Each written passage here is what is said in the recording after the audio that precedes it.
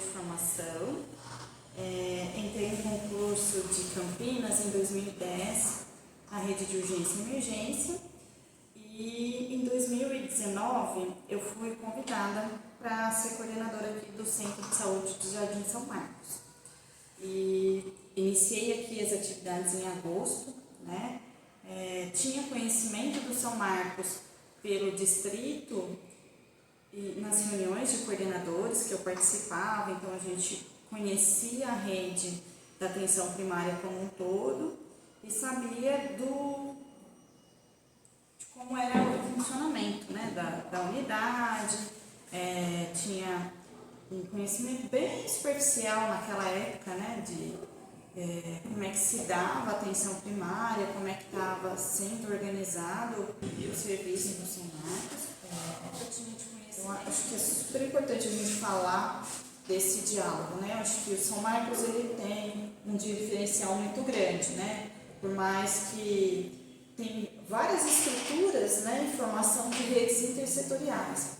E quando eu quando eu cheguei, estava numa mudança inicial, né? Eu acho que a rede intersetorial ela fazia parte mais da Abraço, daí ela foi se desvinculando. E quando eu chego nessa construção de entendimento, de participação de setores diferentes, foi muito importante, né? Porque eu não tinha essa vivência antes. Então, e trabalhar com esses diferentes setores e frentes é de extrema importância, porque a gente precisa dialogar, né? Os usuários da saúde, eles permeiam todos esses espaços, né? Então, as OSCs são muito frequentadas, né, pelos usuários do São Marcos, então, tanto as crianças como adultos e idosos, vamos dizer assim. A relação com o CRAS, essas questões sociais que estão implícitas dentro da saúde, mas também dialogam muito próximo, né? Então, a questão da vulnerabilidade, desses cuidados compartilhados, muitas vezes a gente precisa fazer essa ponte e eles fazem junto com a gente também. A questão das escolas, né? Para trabalhar a questão dos encaminhamentos e das frentes também de cuidado. Eu me inseri dentro da rede intersetorial antes da pandemia também, né? Fui conhecendo, participando das reuniões e entendendo a necessidade e também os projetos que eram desenvolvidos dentro do próprio território. Então, eu entendi que tem vários momentos que todos os setores se unem em prol de uma luta específica, né? Então, a questão da violência, a questão do desenvolvimento infantil. Então, são várias frentes que a intersetorial ela vai se compondo e abraçando, né? E trazendo esse diálogo. E durante a pandemia também foi uma forma da gente conseguir uma comunicação.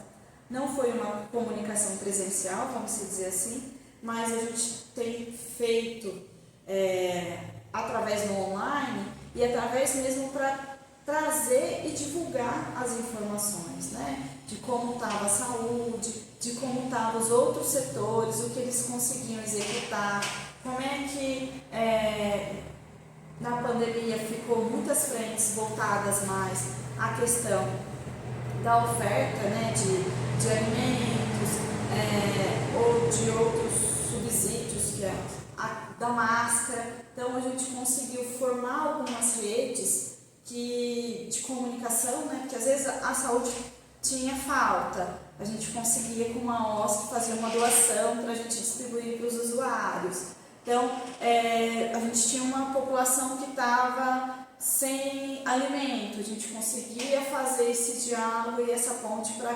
encaminhar essa família para o recebimento. Então, acho que essa aproximação e essa troca foi extremamente importante para a gente fazer esse enfrentamento, né?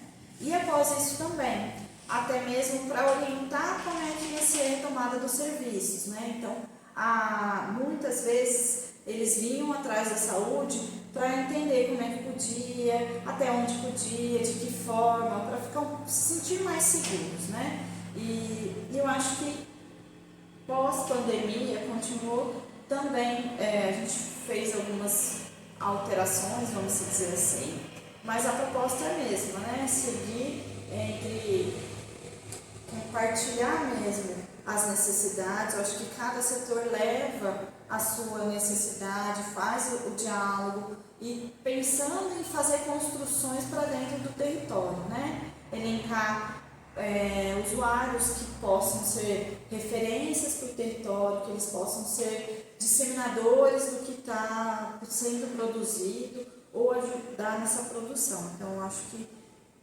a diferença da intersetorial aqui nos Amarais, ela tem esse poder, né? Essa potência, vamos dizer assim, e ela consegue mesmo dialogar em diferentes setores. Tem mais algum potencial e limite com relação a esse trabalho intersetorial que você gostaria de mencionar? Você fala muito assim. De potência, que você falou várias, e limites que você percebeu.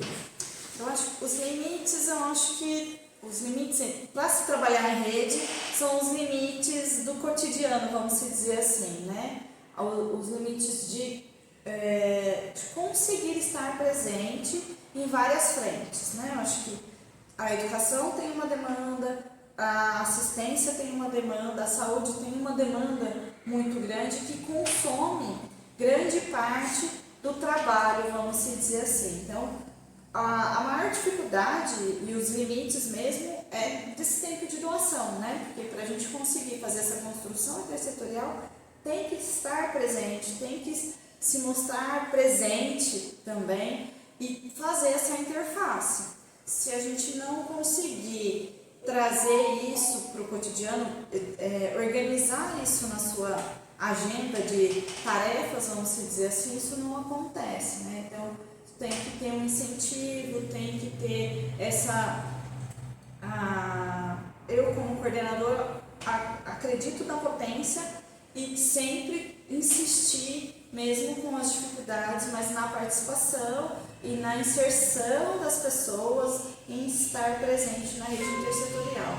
Então, se a gente não ter o limite mais nesse sentido, né? Se a pessoa não conseguir valorizar ou enxergar essa potência, ela se distancia e quando se distancia não consegue fazer esse trabalho acontecer.